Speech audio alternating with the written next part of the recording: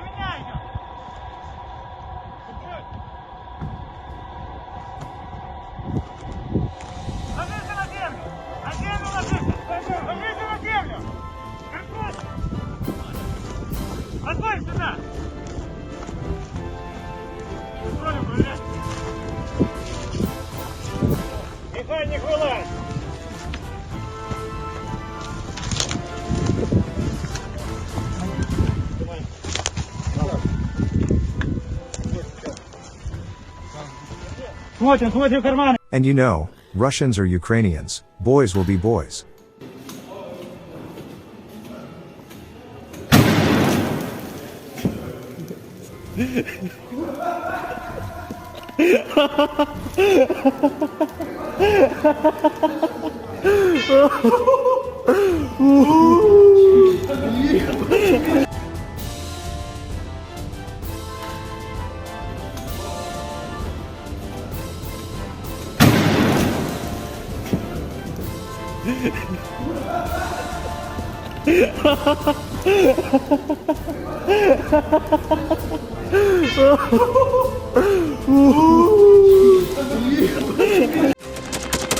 Thanks for watching, and don't forget to subscribe.